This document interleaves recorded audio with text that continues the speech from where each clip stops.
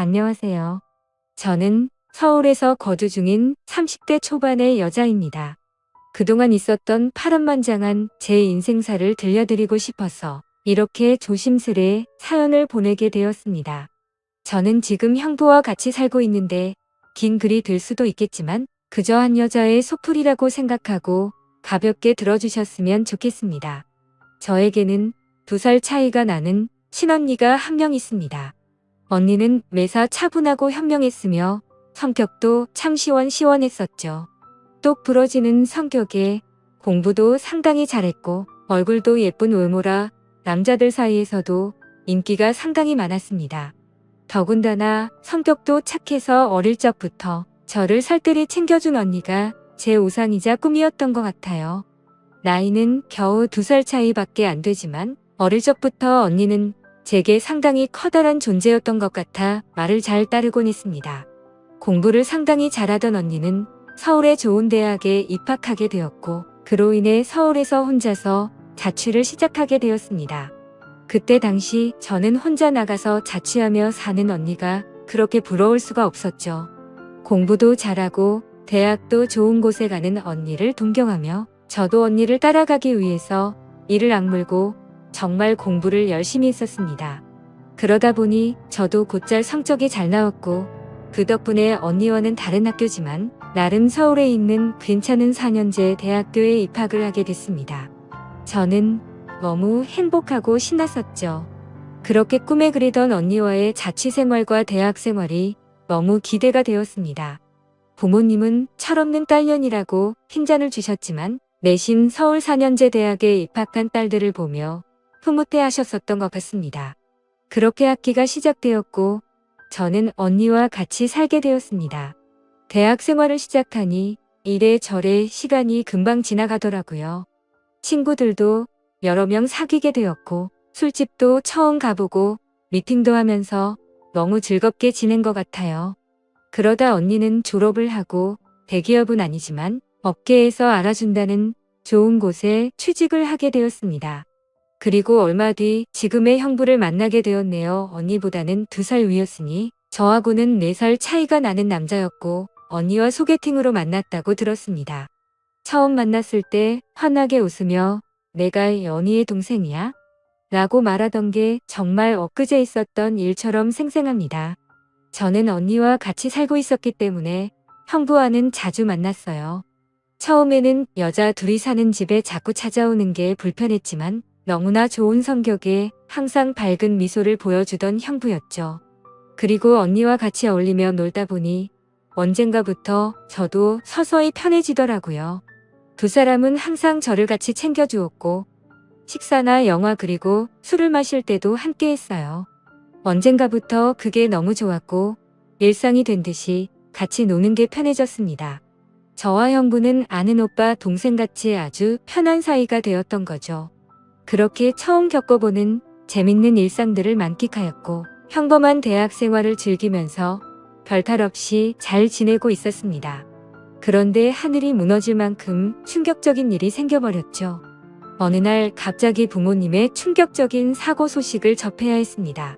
언니와 제가 사는 자취방에 오셔서 반찬이며 이것저것 가져다 주시고 시골 집으로 내려가시다 차가 반파되는 큰 사고가 났습니다. 여자들끼리 사는 집이 이게 뭐냐며 투덜거리셨던 엄마와 애들한테 잔소리 그만하라는 아빠. 그 모습이 마지막 모습이셨어요. 부모님 2분 다 그 사고로 인해 돌아가시게 되었습니다. 저희 자매는 너무나도 슬픈 그 현실을 어린 나이에 모두 받아들여야만 했습니다. 형부는 장례식장에서 언니의 남자친구라고 주변 분들에게 소개를 하였고 저희 부모님의 마지막 장지까지 함께 해주었습니다.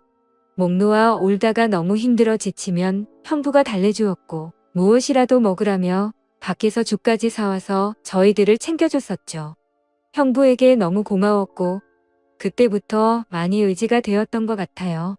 그렇게 부모님을 보내드리고 나니 저희는 졸지에 고아가 되어버린 거나 마찬가지인 상황이 되었습니다. 그렇게 힘든 시기에 겨우겨우 버티면서 대학 생활을 마치고 졸업을 하게 된 저에게도 어느 날 한 남자가 다가오게 되었습니다. 이 남자가 바로 제 전 남편입니다.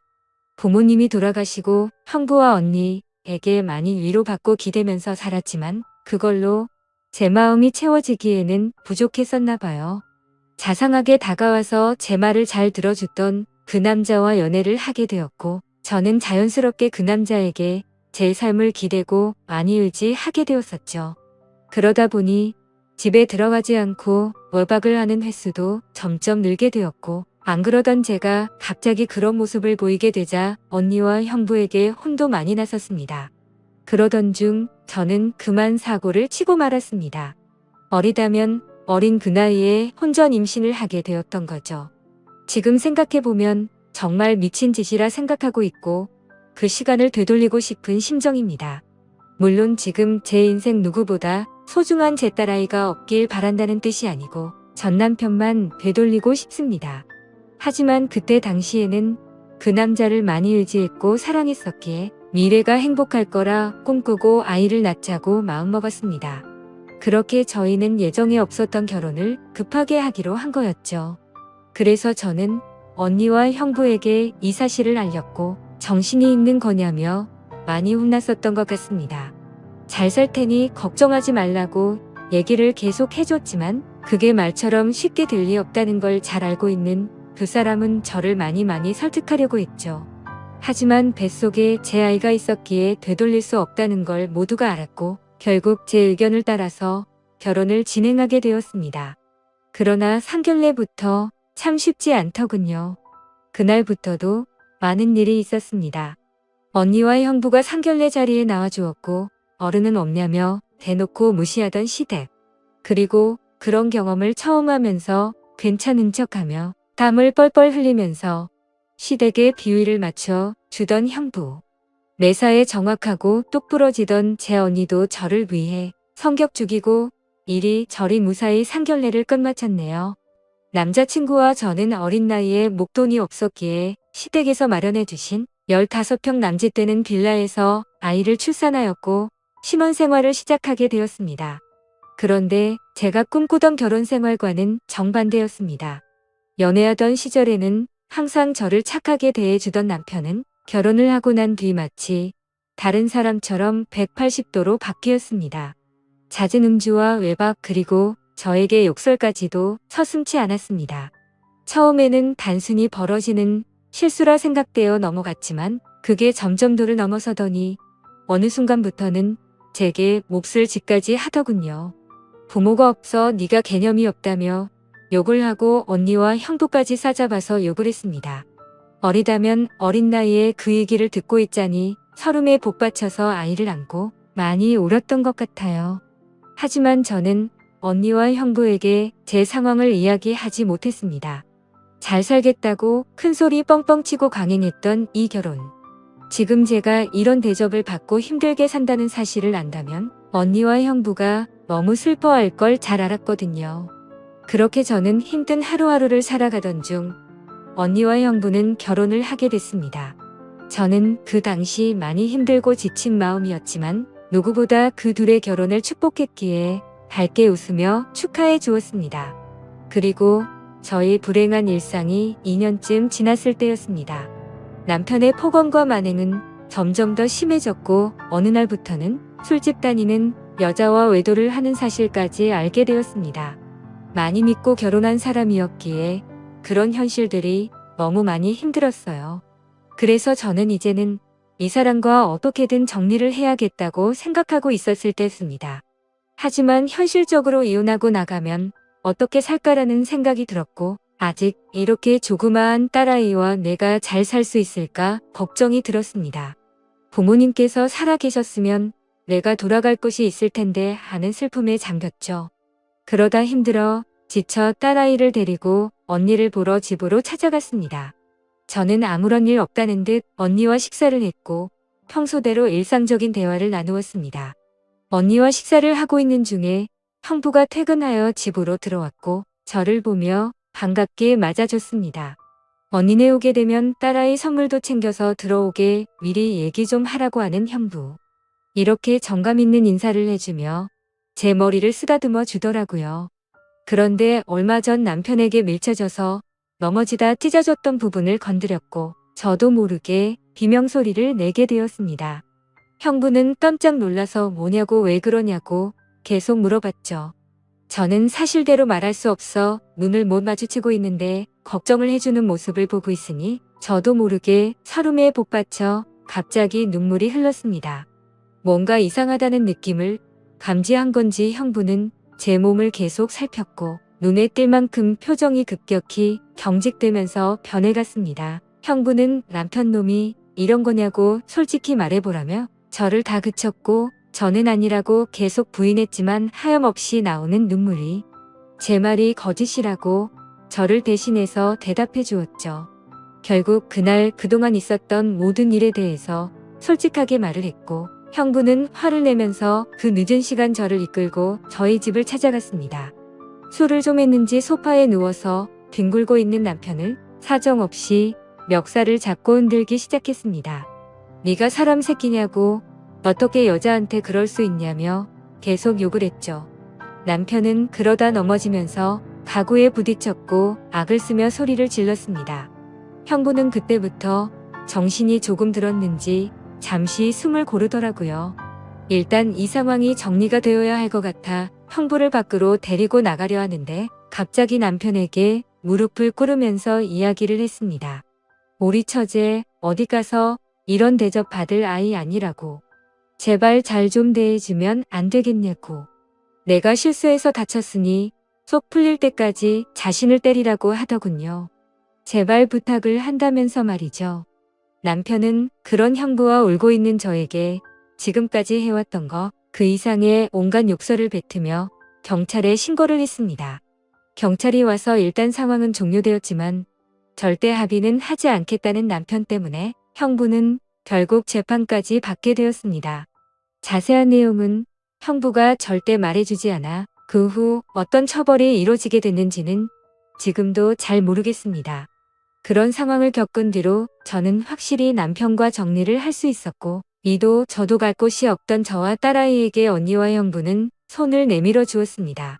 그렇게 염치는 없었지만 어떨 수 없는 상황이었던 저는 결국 언니와 형부와 같이 살게 되었고 차근차근 그동안의 일들을 정리를 했고 이혼 준비를 하게 됐습니다. 이혼 과정이 생각보다 참 복잡한 게 많더라고요. 저 때문에 속이 많이 상했던 형부는 저에게 걱정 말라며 많이 도와주었습니다. 너무 힘들었던 제게는 그때 형부와 언니에게 너무 고마웠어요. 그리고는 예전 처음 형부를 만났을 때처럼 저와 언니 그리고 형부 거기에 제 딸아이까지 나름 행복한 생활로 돌아올 수 있었습니다. 딸아이는 아주 어려서 그간의 일들을 전혀 인지하지 못합니다. 마냥 이 상황이 당연한 일상인 듯 해맑게 커가고 있었습니다. 어쩌면 다행이었죠. 이때쯤 아이가 3살이 되어 어린이집에 보낼 수 있었고 저도 작지만 경제활동을 할 수 있게 되었습니다. 전공을 살려 작은 디자인 업체 취직을 하게 되었어요. 이 회사가 프리랜서처럼 집에서도 일을 할 수 있었기에 아이를 키우는 저에게는 딱 알맞은 직장이었거든요. 급여는 그리 많지 않았지만 빨리 목돈을 모아서 이 집에서 독립하기 위해 이 악물고 일했던 것 같습니다. 회사 몰래 아르바이트 짬짬이 해가면서 아이도 챙기고 일도 병행하는 그런 정신없이 바쁜 나날들을 보냈습니다. 그러다 어느 날 일어나지 말아야 할 충격적인 사건이 벌어졌습니다. 왜 저에게는 이런 시련들이 몇 번씩이나 이어졌는지 하늘이 원망스럽습니다. 어느 날 회사에서 디자인 회의를 하고 집으로 돌아왔는데 회사에 있어야 할 형부가 잔뜩 어지럽혀진 집안 식탁에 앉아 울고 있었어요. 식탁 위에는 마시던 소주들이 널브러져 있었고요. 너무 놀라서 이게 무슨 일이냐 물었지만 형부는 아무 말이 없더라고요. 그러다 식탁 위에 올려진 이혼 서류를 발견했고 그 서류에는 언니 이름이 적혀 있었습니다. 무슨 일이냐 물었습니다. 한참이 지난 뒤에 형부가 하는 말이 언니와 이혼하게 되었답니다. 언니는 집을 나갔다고 하더라고요. 갑자기 도대체 무슨 말인지 도저히 이해가 안 되었어요. 아무 문제 없이 행복하게 잘 지내고 있는 줄만 알았는데 갑자기 이혼이라니요. 계속 형부에게 물었지만 형부는 그냥 이혼할 거니 그렇게 알라고만 얘기했고 다른 이야기는 해주지 않았습니다. 일단 아이를 챙겨야 했기 때문에 대화는 그렇게 끝났고 바로 언니에게 전화했습니다. 언니는 아무 말도 하지 않았고 저는 무슨 일인지 일단 만나서 이야기하자고 언니를 다독였습니다. 언니와 만났고 이야기를 들었습니다. 언니는 정말 미안하고 몹쓸 짓인 걸 알지만 사랑하는 사람이 생겼다고 말하더군요. 이게 도대체 무슨 말인지 말도 안 나왔습니다. 제가 그렇게 좋아했던 똑순이 언니가 형부가 아닌 사랑하는 사람이 생겼답니다. 너무 화가 났어요. 뭐라고 욕도 나오기 전에 언니의 뺨부터 때렸습니다. 도대체 이게 무슨 짓거리냐고. 형부가 우리한테 얼마나 잘해줬는데 그게 무슨 말이냐고. 내가 잘못 들은 거 맞다고 말하라고 소리를 질러댔습니다. 그런 언니는 그저 미안하답니다. 저를 끝까지 챙겨주지 못하고 무책임하게 떠나게 되어서 미안하다고 하더라고요. 너무나 황당하고 어이가 없어서 말도 제대로 안 나오더군요. 그렇게 저희들을 위해 잘해준 우리 형부가 너무 불쌍해서 저는 정신을 차리고 언니에게 얘기했습니다. 앞으로 너는 내 언니도 아니고 두 번 다시 우리 앞에 나타나지 말라고. 내가 너 대신 형부를 끝까지 지켜줄 거니 꺼지라고 했습니다. 그리고 울면서 자리를 나왔습니다. 저도 그렇게 아프게 이혼했는데 그렇게 믿었던 언니가 제 전남편처럼 인간 같지도 않는 짓을 저지르다니 믿어지지가 않았습니다. 집으로 돌아온 저는 말없이 형부를 위로해 주었습니다. 사실 제가 할 수 있는 일이 크게 없었어요. 저도 딸아이와 함께 얹혀 살고 있는 입장이었기 때문에 그저 위로를 해줄 뿐 다른 방법이 없었거든요. 형부는 며칠 동안 출근도 하지 않고 술만 마시며 지냈습니다. 그걸 보다 보니 저는 너무 안쓰러웠습니다. 그래서 그때부터 언니 대신 집안일을 더욱 더 살뜰히 챙겼고 가사, 육아 일을 병행하게 되었습니다. 너무 바쁘게 움직였지만 그것보다 형부의 충격이 더 걱정되어 힘들다는 생각도 못했었죠. 그러던 어느 날 형부가 저를 불렀습니다. 그리고 봉투 하나를 건네주었는데 1억 원이 수표로 들어있었어요. 그러며 하는 말이 같이 아파트 들어가려고 모아두었던 돈인데 이제 아무것도 필요 없으니 이 돈 가지고 나가서 자기 걱정 말고 행복하게 살라고 합니다. 여기에 계속 있기 불편하지 않겠냐고. 어차피 까지 저랑 제 아이 데리고 가려고 했었기에 그 몫을 나누어 주는 거라고 하더군요. 힘든 그 와중에도 제 걱정을 하고 있었다니 눈물이 나서 펑펑 울어버렸어요. 그리고 형부를 꼭 안아주며 내가 같이 지켜줄 거니까 너무 슬퍼하지 말라고 당분간 곁에 있게 해달라고. 형부가 정신 차리면 내가 알아서 나갈 테니 이 돈은 필요 없다고 말했습니다. 형부도 감정이 복받쳤는지 목 놓아 울었고 알겠다면서 고맙다고 말하더라고요. 그렇게 저와 저희 딸아이 형부까지 비록 임시지만 새로운 가족이 되었습니다. 형부는 바랄 게 뭐 있냐고 아무것도 필요 없다며 언니와 조용히 합의 이혼을 했습니다. 왜 이렇게 착한 사람을 상처받게 만드는지 언니가 너무 미웠고 형부에게 미안했습니다. 이렇게 짧은 시간 동안 부모님의 사고 그리고 혼전 임신과 이혼, 또 믿었던 언니의 충격적인 배신까지 무려 3가지나 되는 큰일을 연달아 겪었습니다. 형부는 이혼을 한 뒤로 정신을 차리고 일상으로 돌아왔습니다. 저도 마찬가지고요. 서로 많이 의지를 해가며 바쁜 나날들을 보내고 있습니다. 언니가 떠난 충격을 온전히 떨칠 수는 없었지만 그래도 그 슬픔이 어느 정도 가셨을 무렵 작은 월세방을 얻어서 나간다고 형부에게 말했죠. 어느 정도 일상이 제자리를 찾은 것 같아서 제가 살 길을 찾아가겠다고 말했더니 여기가 너희 집인데 어딜 가냐고 화를 내더라고요. 이제 우리 가족인데 어딜 나가냐고요. 끝까지 서로 의지하자며 저를 붙잡더라고요. 형부를 위해서도 이건 아니다 싶어 완강히 거절했지만 이런저런 실랑이 끝에 형부에게 너무 고마운 마음이 들었습니다. 결국 저는 형부의 손을 놓을 수 없었습니다. 저희는 서로 상처받은 사람들이 만든 이상한 가족 구성원이 되었지만 나름 행복하게 잘 살고 있습니다. 지금은 전에 살고 있는 곳보다 조금 더 좋은 아파트로 이사도 했고요. 남들이 이상하게 볼 수도 있겠지만 신경 쓰지 말라고 늘 본인보다 저를 신경 썼어요. 아이 유치원 행사에도 애비 없는 자식 소리 듣지 않게 하려고 아빠처럼 참여해주고요. 남들이 흔히 생각할 수 있는 이상한 관계는 절대 아닙니다. 사실 저조차도 나름 소소한 행복을 느끼며 사는 이 순간이 영원할 것 같진 않습니다. 언젠가는 저도 형부와 떨어져 이곳에서 떠나야 할 거라 생각하고 있고요. 그래도 지금 당장은 현재에 충실해서 행복하게 지내보려고 합니다. 길다면 긴 시간에 많은 일들을 모두 담아 보려다 보니 많이 횡설수설한 것 같네요. 제 이야기 들어주셔서 감사드립니다.